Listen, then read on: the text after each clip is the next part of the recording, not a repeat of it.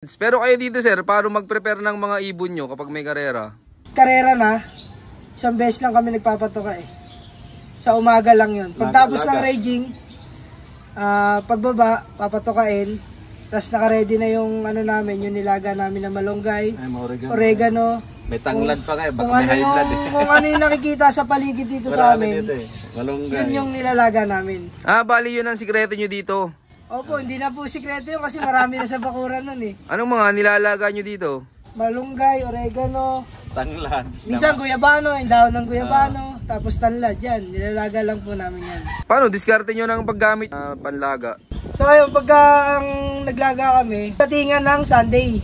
Ang ginagawa namin, maglalaga po kami ng malunggay, oregano, guyabano, or tanlad.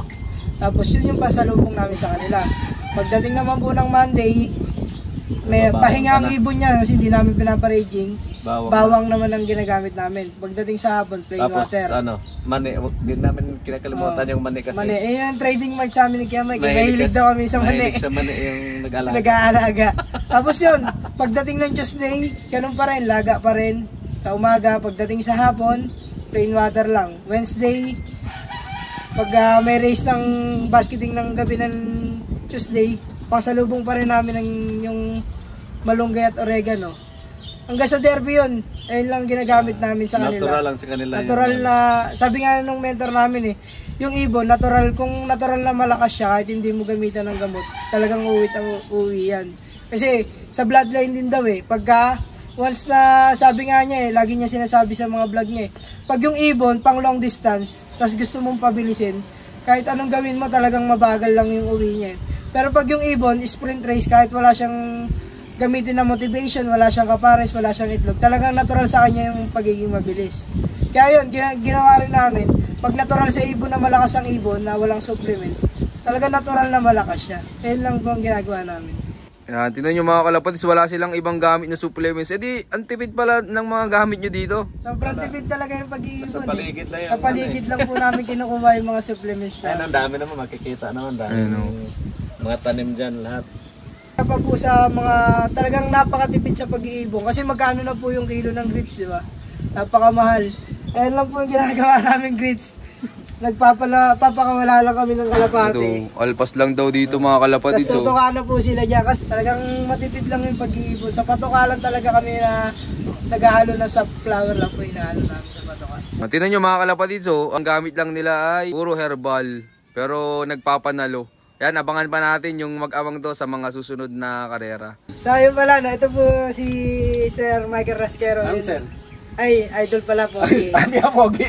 Idol Pogi. Michael Rasquero na tumulong sa amin sa pag-iibon. Siya po yung nilapitan ng daddy ko. Sir Mike, hindi ka nagdalawang isip na tulungan yung mag-ama sa pag-iibon? Marami naman ako natulungan na fancier na nagpa-champion na. So, tinulungan ko sir. Gaya ng sitwasyon nila na gustong manalo, first time mag-ibon.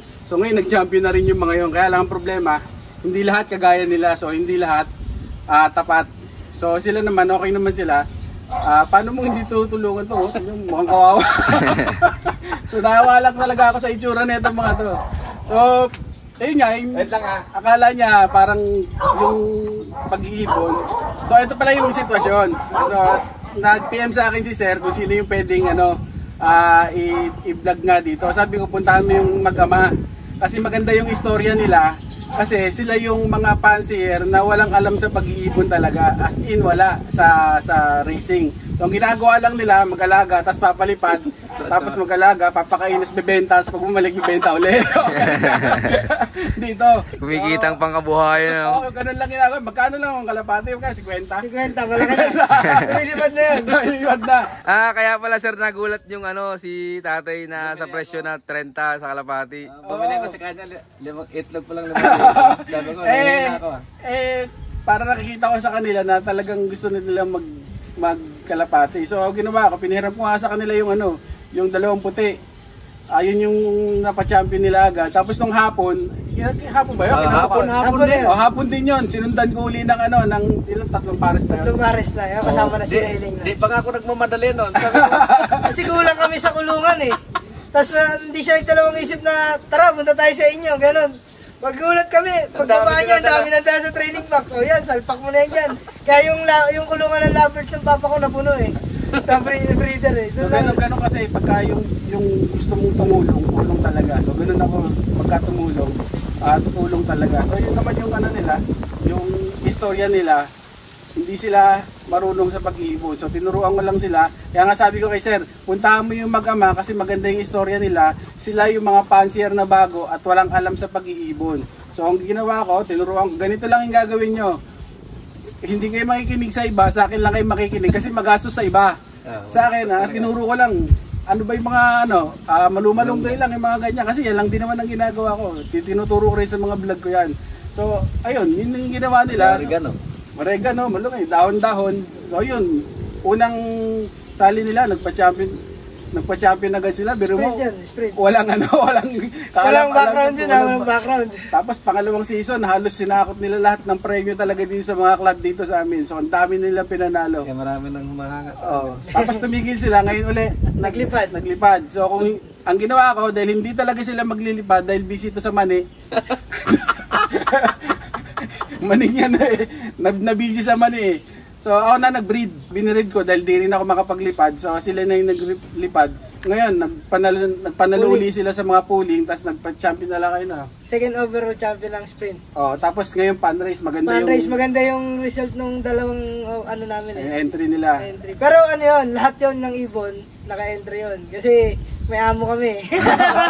Ay, kalaban niya, laban. Laban sa lahat eh. Kasi kagaya nung yung entry namin ngayon, siyam na ibon yun, 6 doon yung young bird namin. 2 off color, tapos yung 4 young bird yun. Pero lahat yun, puro young bird. Ang naging entry nung yung 2 off color, entry sa lahat, off color, YB, OB. Kaya ano pa lang, sa isang ibon, 900 na agad yung entry namin. Tapos yung sa YB lang ibon namin, ini-entry namin ng OB. Tagos sa lahat, kumbaga. So yun lang kasi pagka baka mamaya marong pick ka pa eh. Di ba yun, wrong pick eh. So ayun, yun ang istorya nito mga to. So hindi lang naman sila yung mga natulungan ko. Kaya iba, marami ako natulungan. Kaya ang naging problema, pagka nagpanalo na, nag-champion na, wala na. Iba na yung bloodline nung ibon nila, wala na sa akin. So ginagawa, wala akong magawa. Ako naman, wala rin akong asawa na tumulong kung sino yung mga pwedeng tulungan. So tinutulungan ko, lalo mga ganito yung tsura, mukhang kawawa eh. Tsaka buti sir, nakinig talaga sa'yo, no? Hindi na humanap ng ibang papakinggan. Hindi, wala rin kasi silang wala silang no choice na, walang no choice. Walang ibang magtuturo. Wala akong tuturo sa kanila. Saka din na rin kami maniwala sa iba. Kasi marami nga nagtuturo, di ba? Dami nagtuturo. Ganito ang mamahal kasi ng gamot na ano nila. Mamahal yung gamot, tapos wala namang mga napatunayan sa pag-iibon. So, sa akin na rin sila nakinig kahit na mukhang hindi kapaniwala. So yun, nagpa-champion sila. Yeah. Pero ikaw Sir Mike, anong mabibigay mong payo sa mga newbie na tulad nila na tinulungan mo na mag-uumpisa sa pag-iibon? So doon sa mga newbie, ang pinapayo ko, mag-ipon kayo ng pera. Magpondo kayo o magano kayo doon sa bloodline una. Yun talaga yung pinaka-importante. Puntahan nyo, ang sinasabi ko dapat, sa isang lot, laging meron kang middle distance at saka long distance bird.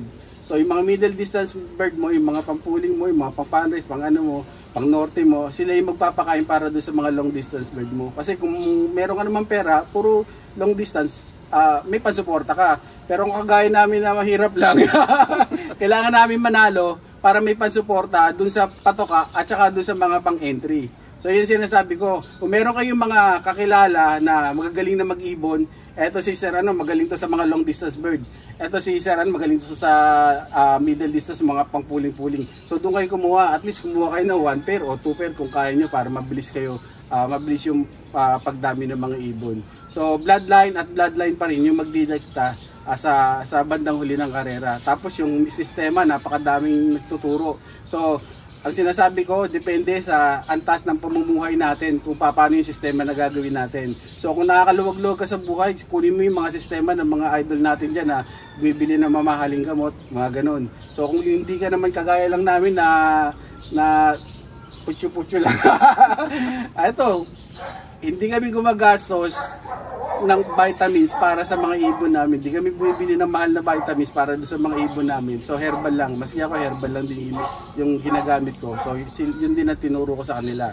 So kung may pambili kayo, bili kayo ng mga mahaling gamot. Kung wala naman pambili, subukan nyo yung sistema nila. Baka subukan nyo yung sistema ko. Baka naman maangkop din sa kakayanin nyo sa pag-iibon. Yun, maraming salamat po, Sir Mike. Yan, sa mga gustong matuto pa sa pag-iibon, i-PM nyo lang si Sir Michael Rasquero. Ayan, nasa screen yung kanyang Facebook name. Congrats dito sa mag-ama, mga kalapatids. Sir, tingin nyo, gaano kasaya sa pagkakalapati? Sobrang saya kasi marami kang magiging kaibigan sa pag-iibon. Parang minsan nga dinadaig mo pa yung yung alam mo yung pag lumabas ka sa kanto na Marami sikat na ka. malapit sa'yo. Hindi naman sikat na, marami lang na ayan pala yung ganun. Parang masarap sa pakiramdam, di ba po? Hindi nga kami nagpakilala na nag-champion kami. Sila na yung nakakakilala na, ayan pala yung ang pa nga sa amin, tawag pa nga sa amin dati na naalala ko may tumawag sa amin na, ayan na yung tagapagmano ng ibon ni Rasquero. Kasi talagang lahat ng ibon niya, lahat ng ginagamit namin talagang puro sa kanya. Wala kaming ibang ibon na kinuha sa iba na talagang lahat. Wala na, complete package na kasi pag nagbigay ng tulong si Idol Pogi na talagang ito yung lipad ng ibon na to, ganyan yan. Pag ito naman sa long distance, ito yung aasahan natin. Parang ganun lahat talaga, kumbaga sinubo na sa amin kumbaga syempre kami, tatanggi pa ba kami? Idol na yan Kinagat na namin, parang ganun. Kumbaga, sobrang saya sa pag-iibon kasi marami kang magiging kaibigan talaga. Lalo-lalo na pagdating sa lalo sa amin, pagka magkakasama kami, hindi man kami magkadugo talaga na totoon sa pero parang magkakapatid kami, sobrang enjoy lang. Pamilya turingan. Kasi yun yung kumbaga, isa yun guys sa sikreto ng lahat yung lahat sumusuporta. Lalo-lalo na pag yung pamilya mo, kagaya ko, yung tatay at nanay ko, suportado ako. Kagaya ni Sir Mike, lahat niya, pati anak niya, suportado rin yan. Kaya siguro magaan yung pag mananalo ka. Sobrang thank you lang din kay Lord na binigyan kami ng mentor na kagaya niya na pogi na mabait pa. Muli, kami nga po pala ang Father San Lope ng San Jose del Monte, Bulacan. We love this day. Yon, maraming salamat sa patuloy yung suporta, mga kalapat. Siyempre, maraming salamat yan kay Sir Mike yan dahil na-introduce sa atin itong mag-ama. At siyempre, salamat din sa mag-ama na to na nag-welcome dito sa kanilang loob. Yan, baka pala may mga gusto kayong shoutout dyan. Shoutout sa mga lady fancier. Hilingan nyo pa. Para naman malapit kayo na yung poging vlog. Kasama ako sa'yo.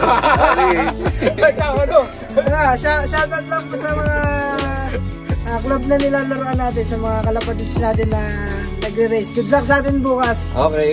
See you tomorrow. Okay. Yun, shoutout sa inyo lahat at siyempre shoutout din sa lahat ng mga patuloy na sumusuporta dyan at abangan nyo pa yung mga susunod kong follow visit sa yan. Keep watching and God bless you all. Thank you.